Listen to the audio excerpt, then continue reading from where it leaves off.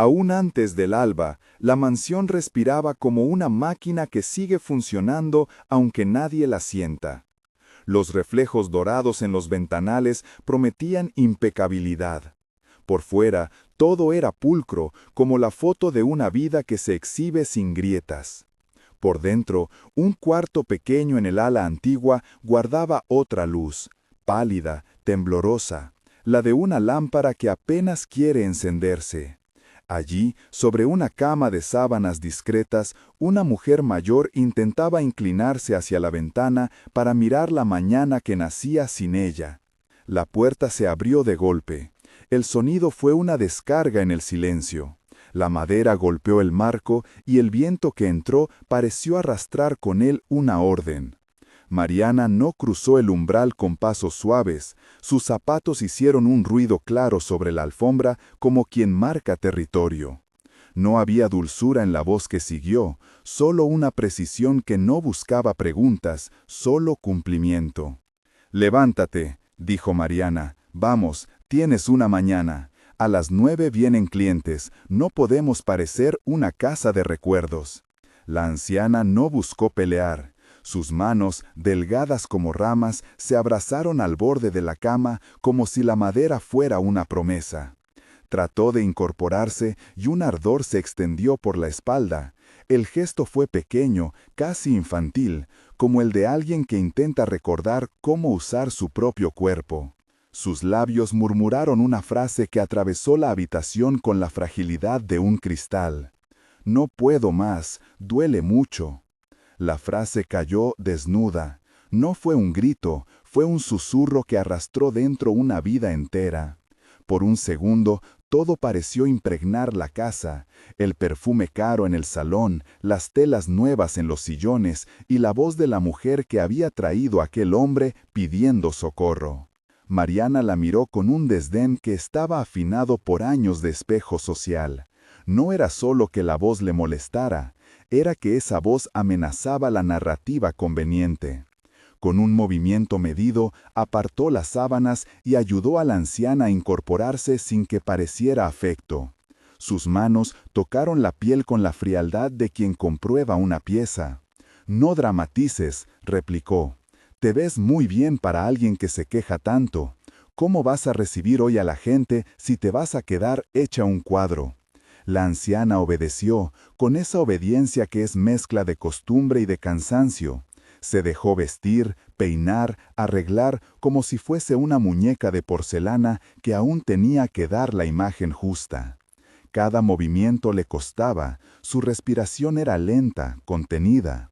Pero ella conocía la casa, las entradas, las fórmulas de cortesía que mantenían a todos tranquilos.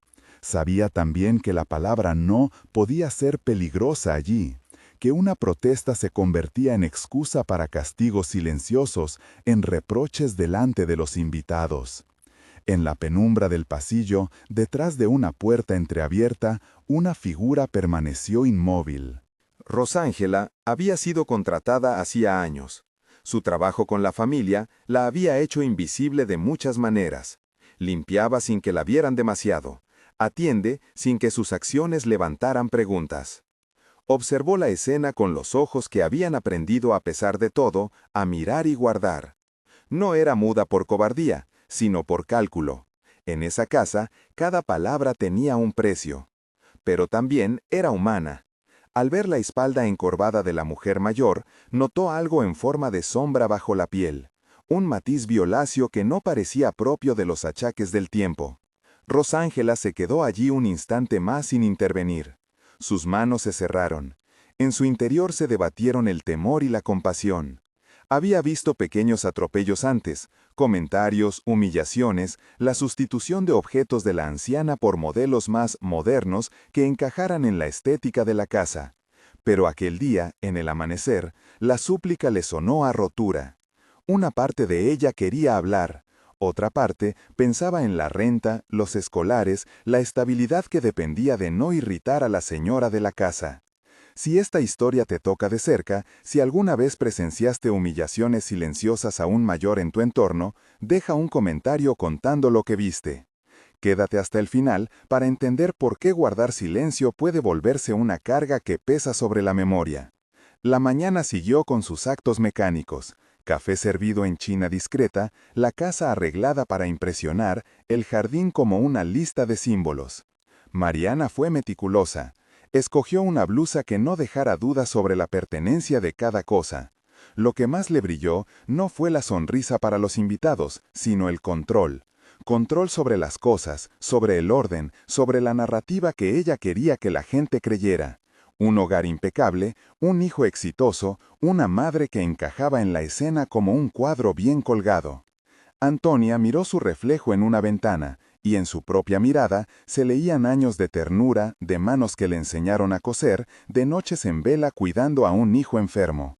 Alexandre había sido todo para ella. Su boca había pronunciado su nombre con orgullo incontable la primera vez que él cruzó la vereda con un par de libros bajo el brazo. La primera vez que la traición del mundo no había sido suficiente para apagar la esperanza. Lo vio también ahora, en otra foto, de pie con traje y una sonrisa que parecía comprada. La distancia se había colado como polvo. Él había construido algo que les daba seguridad material, pero esa misma seguridad había creado un abismo que los separó por costumbres, por ritmos y sobre todo por personas nuevas que ocupaban su mundo. Pequeños flashbacks. Alexandre niño, abrazando el delantal de su madre. Alexandre adolescente, orgulloso de la primera bicicleta que pudo pagarse con su sueldo temprano. Después, en un movimiento lento pero decisivo, el recuerdo cambió. Cenas con personas nuevas, trajes que se ajustaban a códigos desconocidos, invitados que aplaudían inversiones y apartamentos, no memorias de infancia. Al centro de ese cambio apareció Mariana, una mujer que hablaba el idioma del brillo con exactitud, que supo dónde colocar cada gesto para ascender. Ella no vino con un script evidente de maldad, vino con ambición envuelta en encanto, y con esa combinación fue escalando hasta devenir la voz dominante en la casa, la que ahora marcaba la pauta de lo que era aceptable. La relación entre madre e hijo, en su declive, no fue abrupta, sino como una grieta que se abre por años. Discusiones por dinero en momentos malos, ausencias justificadas por negocios, llamadas que se vuelven cada vez más cortas. Alexandre no notó todo de golpe, se entregó al ritmo del triunfo y, sin proponérselo, permitió que aquel triunfo dictara afectos. Siempre quiso hacerlo bien, compró regalos, llevó a su madre a excursiones ocasionales, la dejó al cuidado del servicio para que no le molestara las agendas que crecían.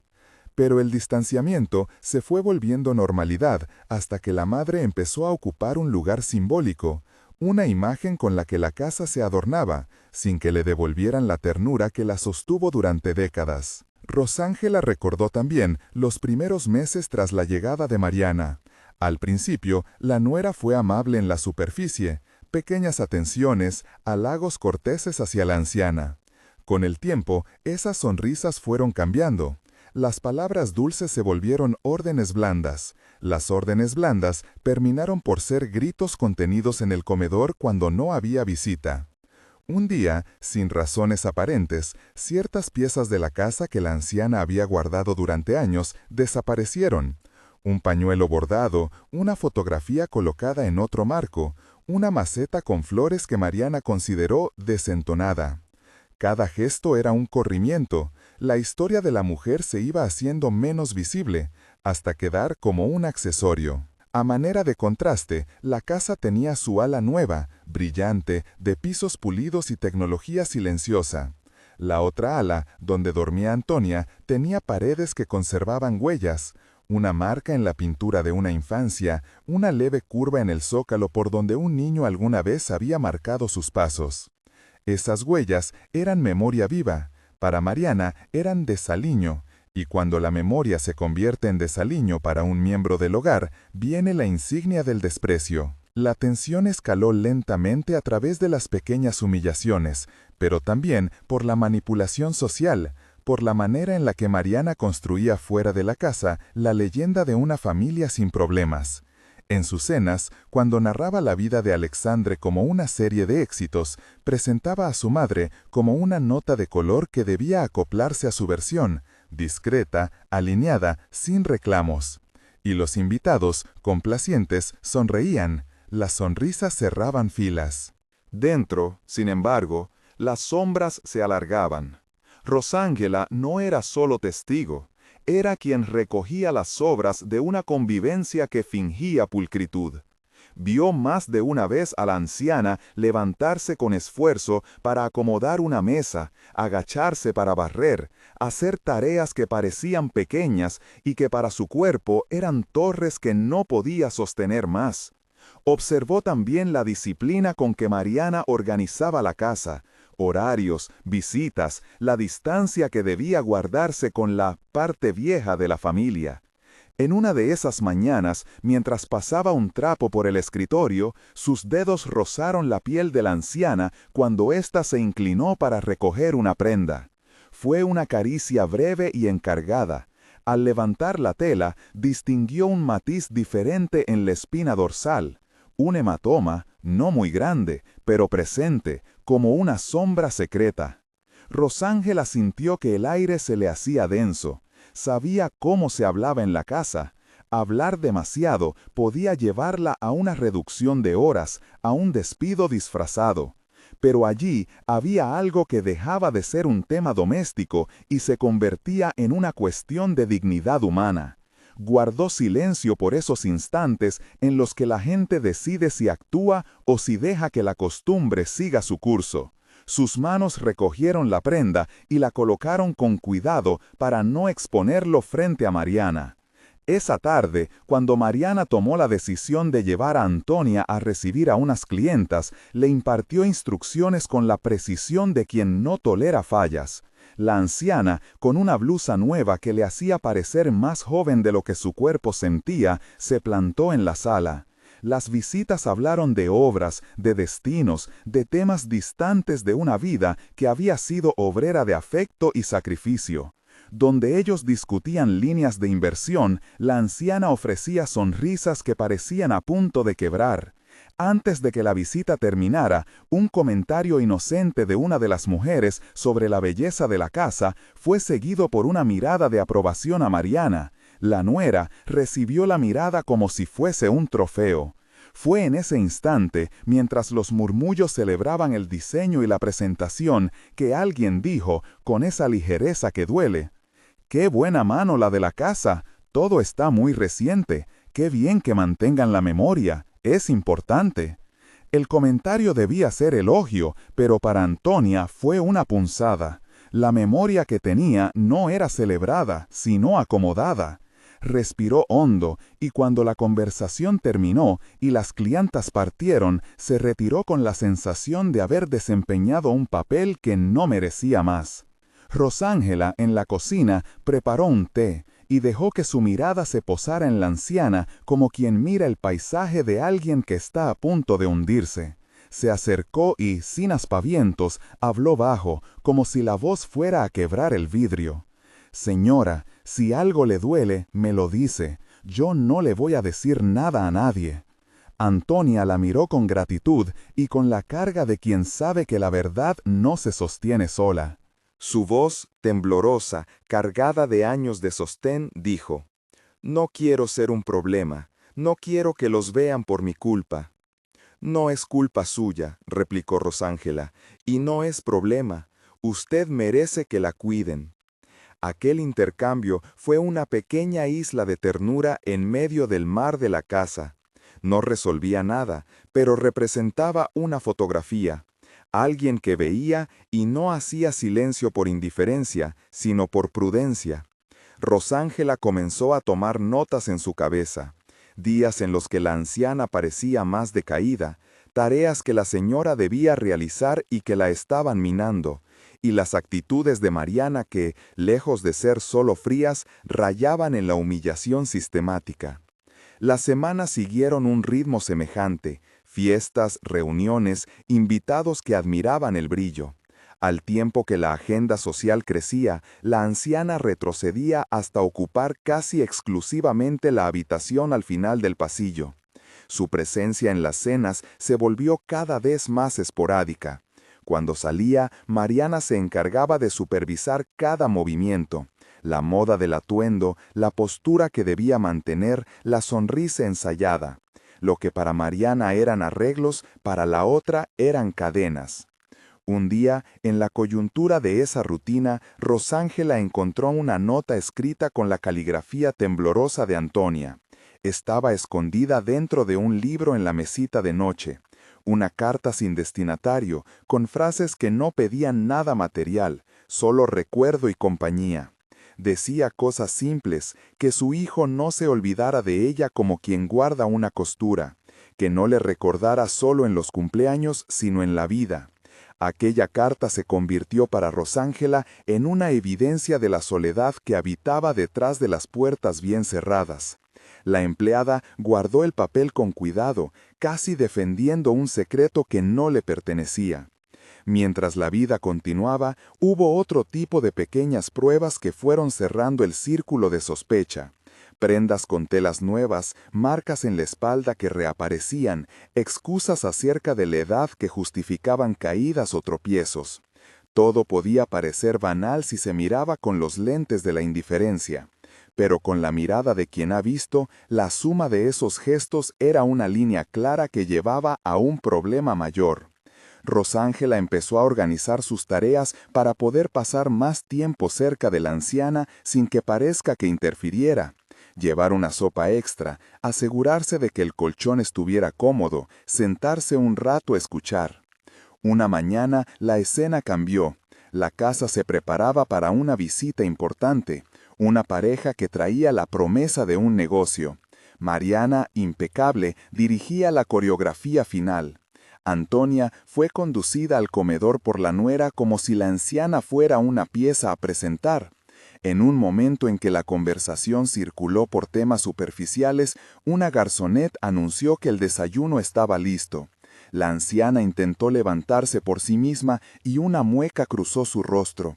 Un dolor agudo, un pinchazo que la obligó a mantenerse apoyada. Mariana la reprendió con una frase seca.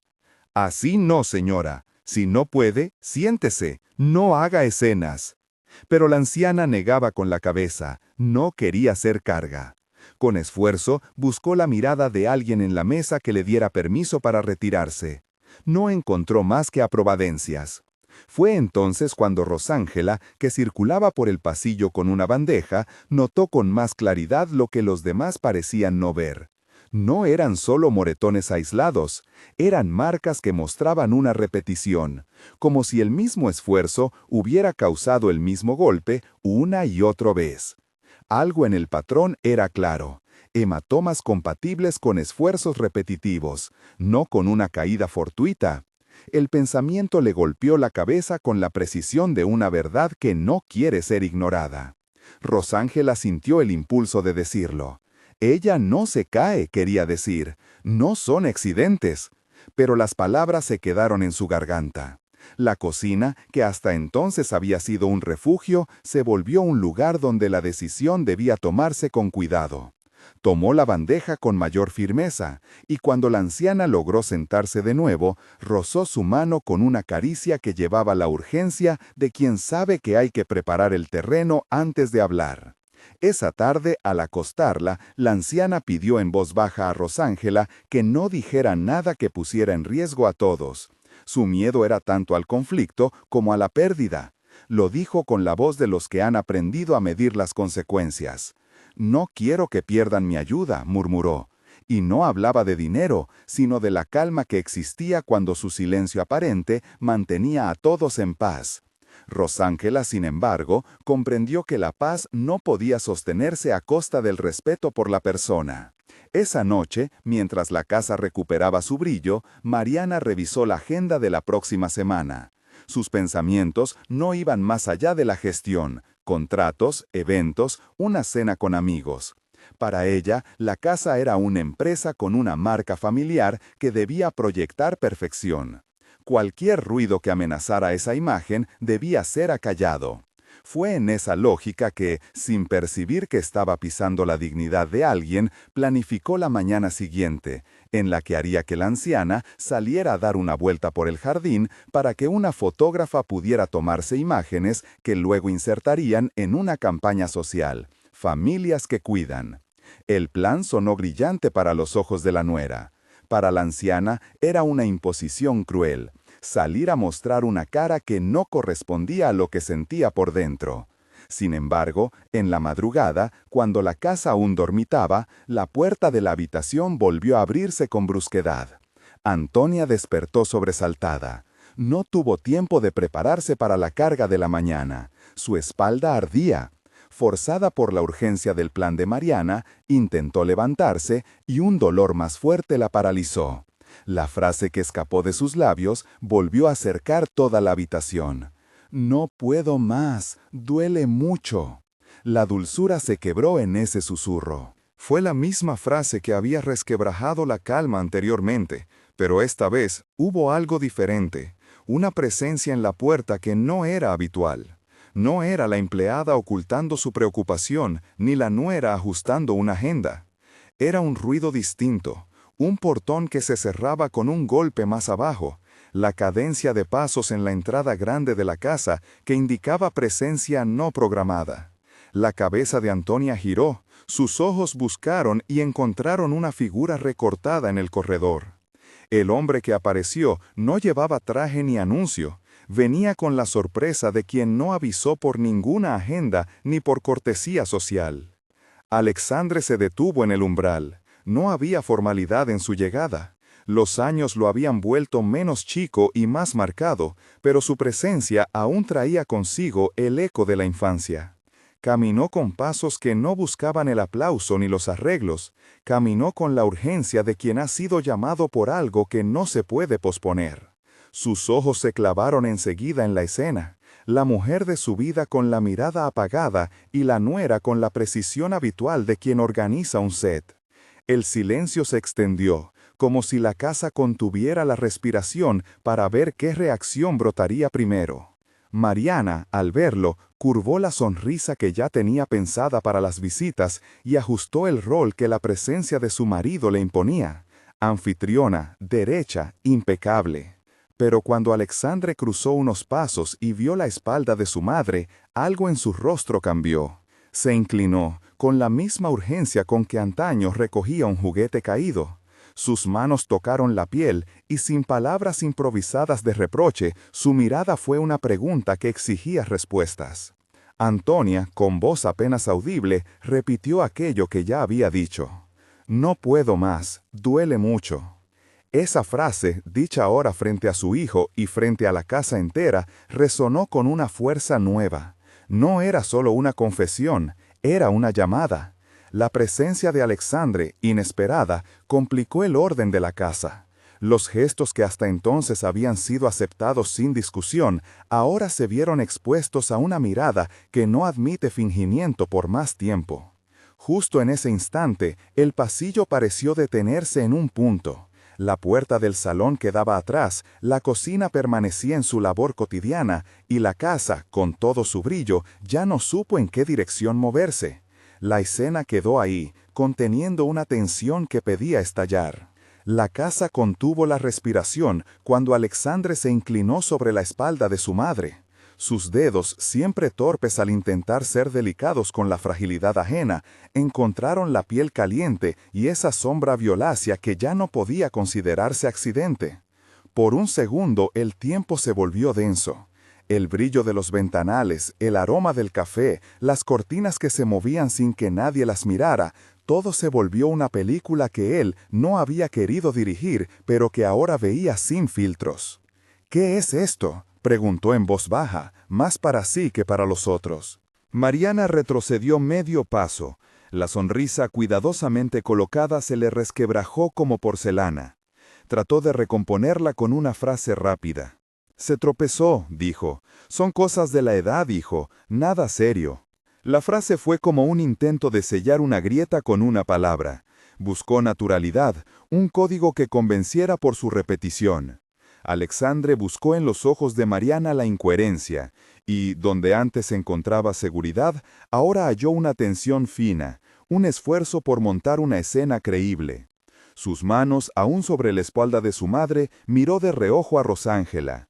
Ella, con la cara ya abierta por la decisión, dio un paso adelante y habló con la voz que se había adiestrado en el trabajo silencioso de los hogares, contenida pero firme.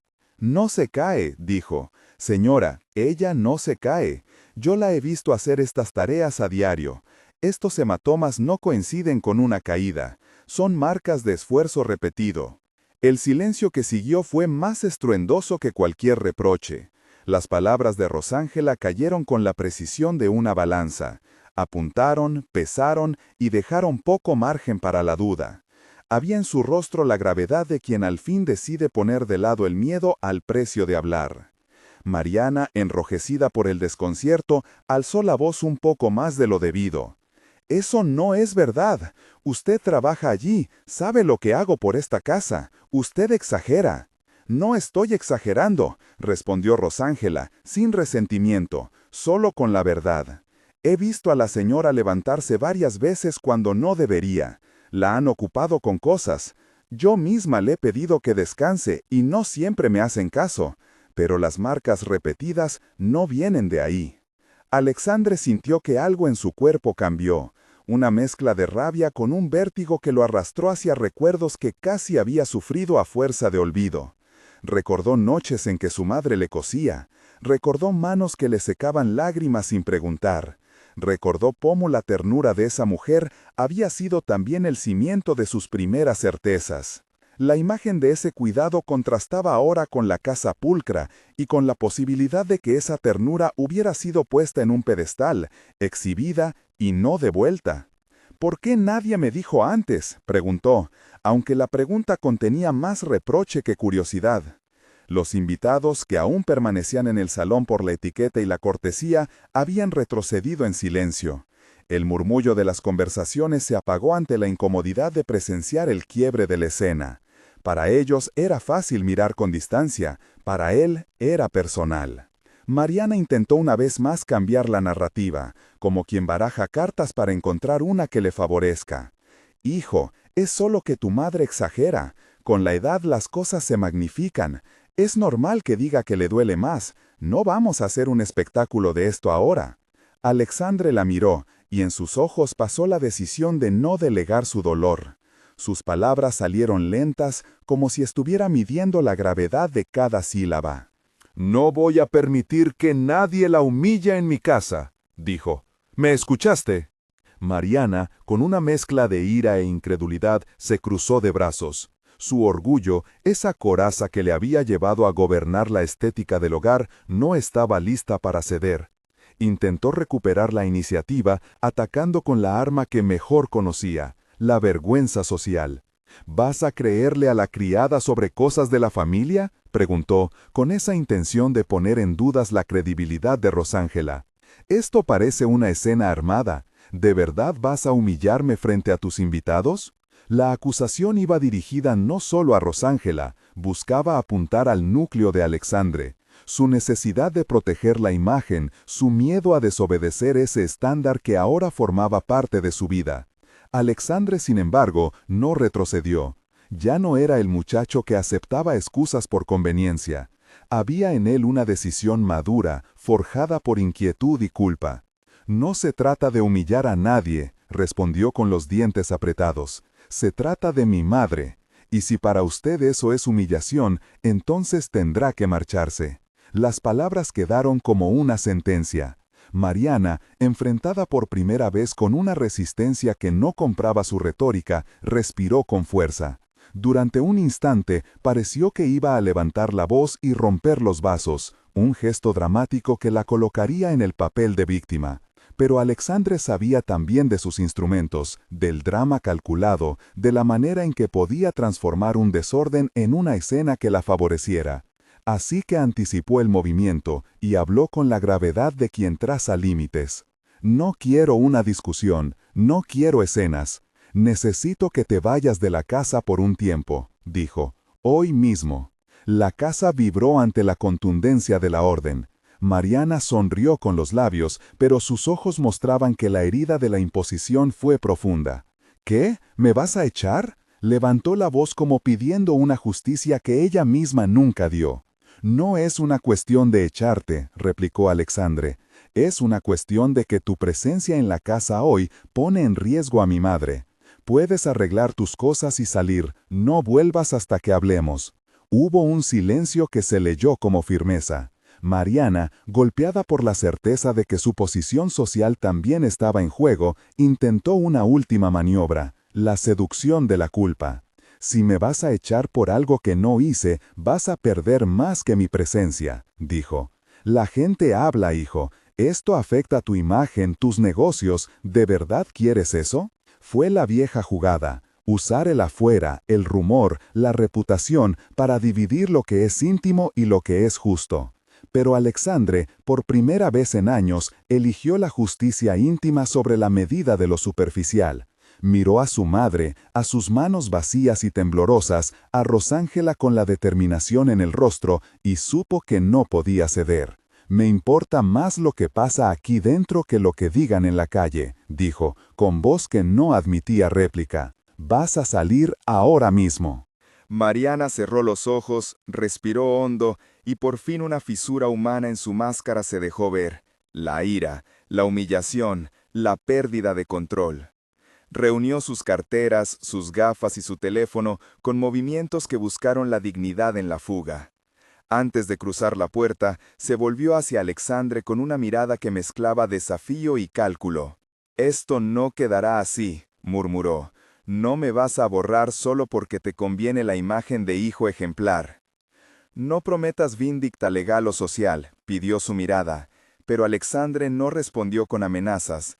Respondió con un gesto más terrible para ella, la indiferencia de quien ahora prioriza a su madre.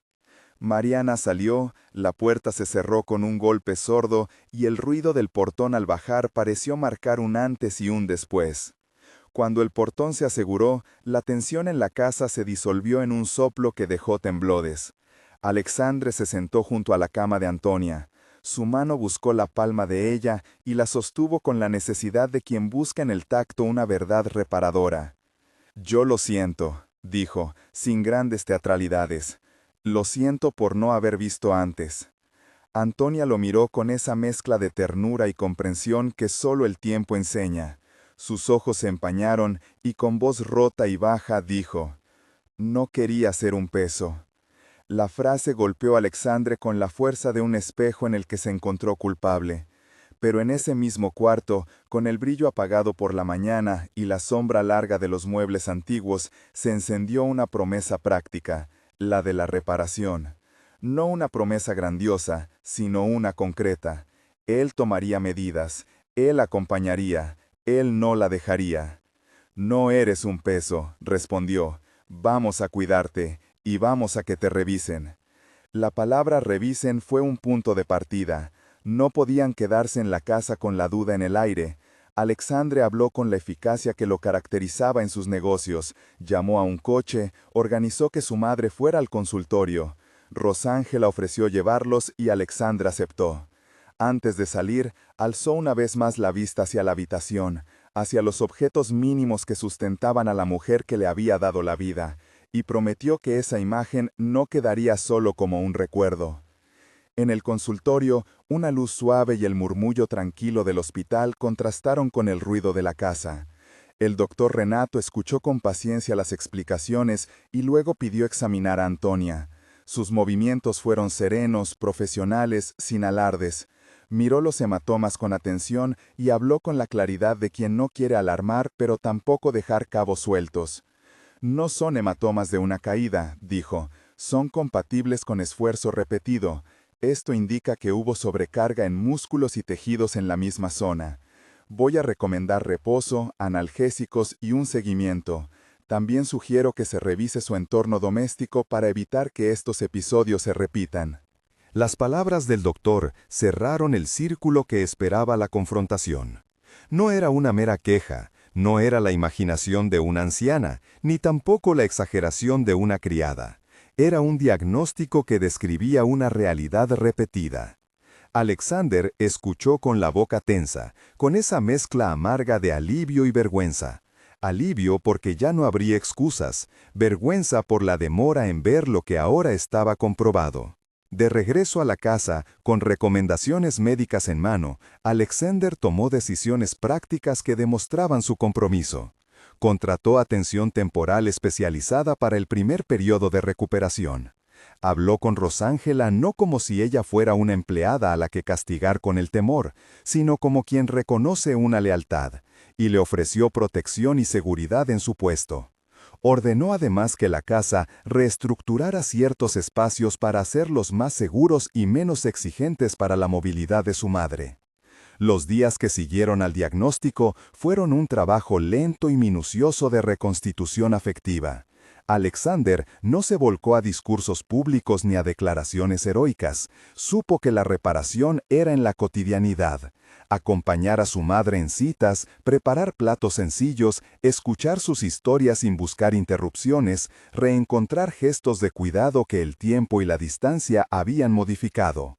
Hubo momentos de torpeza, de silencios incómodos, hubo también descubrimientos, recetas olvidadas, canciones tarareadas en la cocina, viejas fotos que ellos fueron desplegando como banderas de un pasado que merecía ser celebrado. Rosángela se convirtió en una aliada clave, no solo porque había sido la testigo que habló, sino porque su actitud mostró que el cuidado puede nacer de la empatía efectiva. Alexander la trató con respeto, la incluyó en conversaciones sobre horarios y necesidades y le ofreció garantías que antes no había pensado otorgarle. Ella, por su parte, siguió siendo la guardiana de rutinas y pequeñas salvaguardas. Colocó almohadas, organizó horarios, aprendió a leer las señales de cansancio de la anciana. El vínculo entre las dos mujeres, frágil al inicio, se fue fortaleciendo en la convivencia reparadora. Mariana, por su parte, no desapareció del todo de la vida de Alexander. Hubo mensajes que intentaron negociar el regreso, cartas que hablaban de malentendidos y propuestas que pretendían curar con promesas de cambio. Alexander escuchó, respondió con mesura. No había lugar para venganzas, sino para límites. No cerró la puerta a la posibilidad de diálogo futuro, pero dejó claro que por ahora su prioridad era la integridad de su madre. En las semanas siguientes hubo escenas que parecían pequeñas victorias. Antonia recuperó color en el rostro. Pudo sentarse más tiempo en la sala. Sus manos volvieron a sostener objetos con menos temblor. Alexandre, al verla reír ante una anécdota antigua, sintió que la culpa se transformaba en compromiso vivo. El cuidado ya no sería un gesto eventual para la foto social, sino una práctica sostenida. La prensa de la colonia, curiosa por la tensión que cualquiera podía intuir entre una familia de posición, especuló. Comidillas y susurros circularon en el círculo social que antes aplaudía la perfección. Pero Alexandre hizo algo que para muchos fue desconcertante. No convirtió el conflicto en espectáculo ni en una oportunidad para lucir su rectitud en público. Mantuvo la reparación en privado, en la atención solitaria y en las visitas discretas. Su decisión fue un acto de humildad, entender que la dignidad de su madre no requería de publicidad. Aún así, la vida no volvió a ser la misma. El espacio que Mariana había ocupado, el protagonismo en la estética, el control sobre la casa, quedó vacío y debió ser repensado. Alexandre, en ese replanteo, optó por redefinir lo que significaba pertenecer al hogar. No se trataba de lucir una marca, sino de sostener una vida. Conversó con la familia extendida, con algunos amigos cercanos, y comenzó a proponer que las visitas no fueran a cuestionar o demandar, sino a ofrecer compañía. La casa, de paseo en paseo, fue recuperando un ritmo más humano. Hubo también momentos de tensión residual. Mariana, al ver cómo su dominio se disolvía, intentó maniobras para recuperar influencia, invitaciones a cenas, obsequios selectos. Alexandre las aceptó con prudencia, devolviendo cortesías públicas pero manteniendo firme la barrera íntima que había erigido. No buscó la humillación ni la revancha. Su modo de enfrentarla fue la coherencia cotidiana. Si la presencia de alguien pone en riesgo a la persona que debe ser prioridad, esa presencia no tiene cabida. Con el paso de los meses, la recuperación de Antonia fue tangible, aunque no lineal. Hubo días buenos y días de retroceso. Hubo sesiones de fisioterapia que ella aceptó con sorpresa al notar que sus niveles de energía, con el descanso y la atención, podían mejorar. Alexandre acompañó cada etapa con paciencia sorprendente. Ya no compraba el silencio con regalos, escuchaba. Ya no respondía con ausencias justificados por agendas, planeaba su tiempo para estar. Fue un proceso en el que la culpa se transformó en responsabilidad sostenida y en el que la mirada pública perdió prioridad frente al cuidado íntimo. Rosángela continuó siendo esa mirada atenta que, en su silencio activo, garantizaba seguridad. Fue ascendida en la organización doméstica y recibió la estabilidad que antes temía perder. El gesto de Alexandre, al reconocer su valor, tuvo un efecto silencioso en la casa. Devolvió dignidad al trabajo que tantas veces se invisibiliza. La relación entre Alexandre y Mariana no se cerró con castigos abiertos. Hubo, sí, un corte neto. La casa ya no estaba disponible para quien no respetara la integridad de sus miembros. Mariana vivió un tiempo fuera, enfrentando las consecuencias sociales de su salida. Hay que decirlo con honestidad, no hubo, hasta donde se sabe en esta historia, un arrepentimiento público absoluto ni una escena de redención heroica. Hubo, en cambio, la consecuencia de perder el espacio que había ganado manipulando afectos y normas. Esa pérdida fue, a su modo, parte de la reparación. De alguna manera, la casa recuperó su función de sustento y no de escenario. En las conversaciones privadas que Alexandre tuvo con su madre, él confesó su culpa, sus errores, las ausencias que permitieron que la dominación se instalara.